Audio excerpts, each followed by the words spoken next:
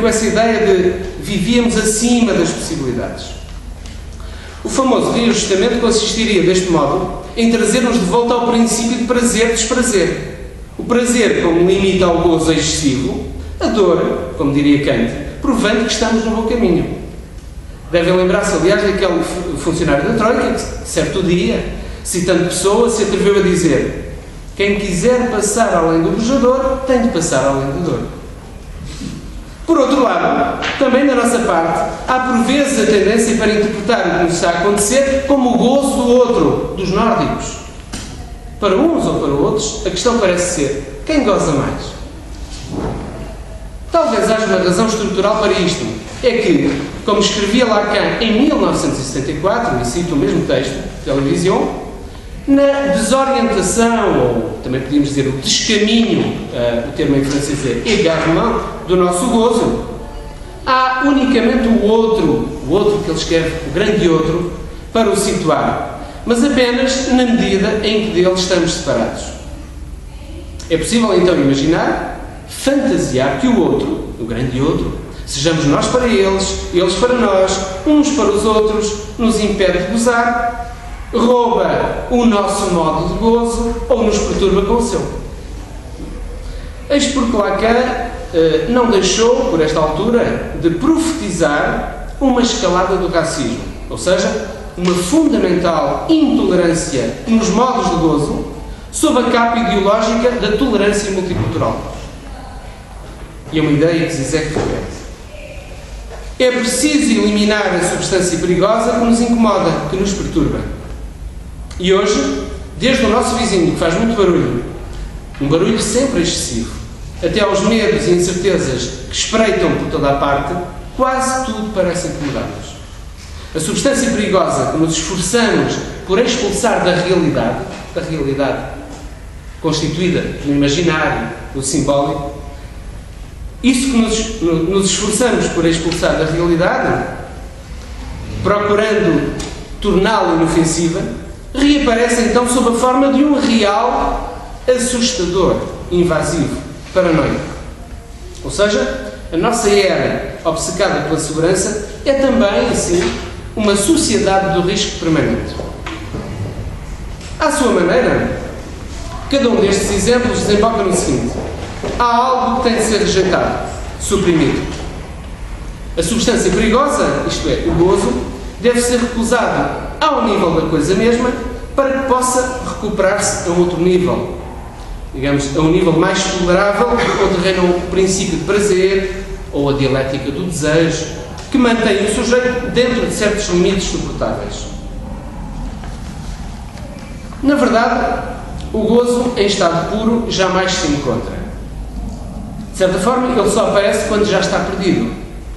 E são as diversas formas, digamos, dessa perda que o objeto que é no ar, é um estranho objeto que Lacan introduz, vem situar, circunscrever, digamos. Este objeto que é no ar é um objeto que surge, como relembra por vezes Zizek, no próprio gesto da sua perda.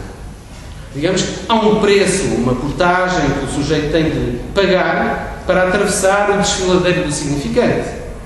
Como diria Hegel, a palavra é a morte da coisa. Antes que a ideologia entre em cena, já o significante esvaziou o objeto da substância perigosa. Mas, ao mesmo tempo, esse esvaziamento deixa marcas indeléveis, restos impossíveis de apagar.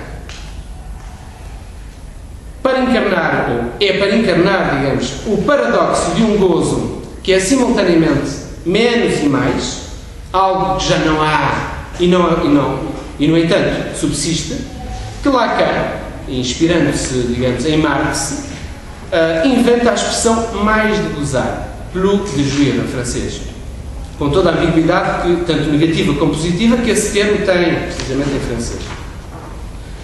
Quem melhor, para dar mais um exemplo, quem melhor do que a jovem anorética poderia consubstanciar um tal paradoxo? Com efeito, ao mesmo tempo que ela parece visar a eliminação de toda a substância perigosa, aquilo que está a mais no seu corpo, é excessiva, ela entranha-se cada vez mais num jogo perigoso, mortífero, como se para lutar contra a dita substância acabasse por encarná-la, por tornar-se ela própria na substância perigosa. Quanto mais consegue afirmar o desejo de nada consumir, de consumir o nada, contra o excesso, o gozo que a devora, mais ela encarna, aliás, mais ela acaba, literalmente, por consumir-se a si mesma. De tal modo que o objeto, isto é, o esqueleto em que ela se transforma, no pior dos casos, acaba por engolir o sujeito. Ou, como diziam já as primeiras descrições deste mal, o sujeito é reduzido ao estado esquelético. Nunca a expressão hegeliana, muitas vezes citada por Zizek, recebeu uma tão clara ilustração. Graças à estranha, mas persistente obstinação que o move, o sujeito anorético demonstra assim em ato que o espírito é um osso. Entre o sujeito e o objeto não há, portanto, uma diferença ou oposição irredutível. O objeto é aquilo que o sujeito tem de perder para se constituir. O fóssil da sua constituição, como diz Zizek. Mas o sujeito, por seu turno, não é uma identidade igual a si mesma. Algo que se trataria de recuperar, mas antes o que se produz, e ao mesmo tempo se perde irremediavelmente, na passagem da substância biológica pelo simbólico, isto é, pela fala e pela linguagem. Daí a insistência de Zizek, retomando Lacan, de que há um elo essencial entre ambos, o sujeito e o objeto.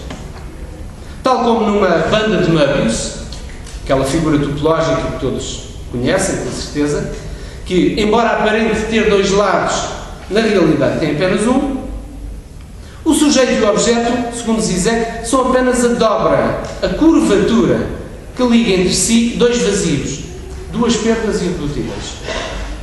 Dizendo à maneira de Hegel, a substância é também sujeito na medida em que é aquilo que o sujeito tem de perder para existir como tal. Por isso, toda a ideia pseudo-hegeliana de recuperar a identidade perdida, o todo, está, eu diria, inevitavelmente condenado ao fracasso. A totalidade, ou melhor dizendo, retotalização, resulta apenas de um ato necessariamente contingente, como diz Zizek, que cria, pode criar, por meio de um efeito retroativo, as condições da sua própria possibilidade.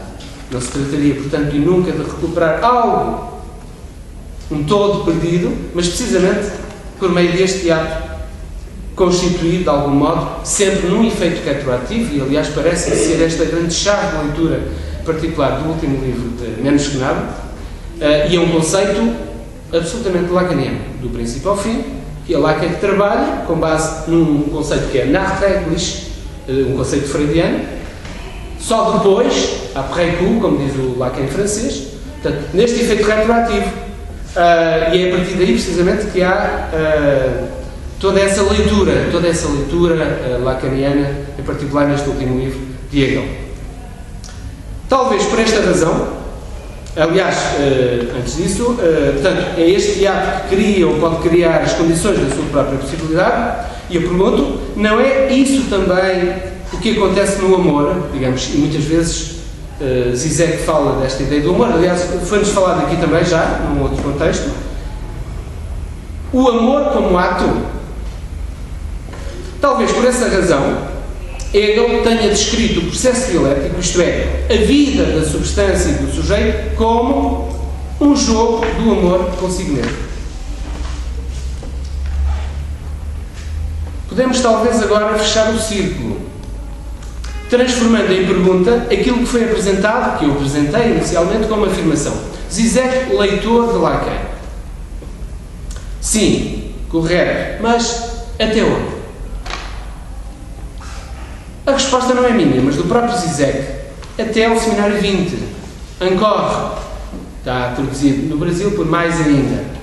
Um seminário de 1972-1973. A partir daí, segundo Zizek, naquilo que costuma chamar-se o derradeiro ensino de Lacan, o último ensino de Lacan, o último dos últimos, digamos assim, este não fez mais do que rodopiar em torno de um fracasso, de um insucesso. Aliás, o que levou o próprio Lacan, por exemplo, no seminário que se chama Saint-Homme, escrito com TH e não com Y e P, não Sanctom, mas Santom, a todo bom. Mas não vamos entrar por aí, é só para dizer que o título deste seminário chama-se Santom, o seminário 23, e portanto o próprio Lacan, nesse seminário, a certa altura, diz: não há progresso, estamos condenados a andar à roda, tourner en rond. Mas eu pergunto, não será um tal insucesso, e até me atreveria aqui a brincar um bocadinho com também o nome de um seminário de Lacan, desse último Lacan, l'insuccès. L'insuccès pode ser visto como um insucesso, mas também o que não sabe, sabe, ou o insabido sabe, l'insuccès, que assinala, aliás, eu volto a perguntar, portanto, não será um tal insucesso, o que assinala que há um osso, e esta palavra osso, Lacan chega a traduzir, há bocadinho falávamos do objeto, desse estranho objeto, e ele chega a traduzir o objeto como osso, precisamente. Osso, objeto, ou sujeto, quase, podíamos dizer. Que assinala que é um osso que não é dialectizável, nem redutível ao simbólico, impedindo, por isso, toda a compreensão englobante, e a que Lacan chama precisamente real, ou seja, o nome da substância perigosa por excelência e que não se religa a nada. Bom, termino com esta pergunta, não sei se estou dentro ou fora do tempo, termino com esta pergunta em jeito de abertura, diria uma abertura para um outro Lacan que não convém, nem é possível, a meu ver, compreender em 20 e tal minutos.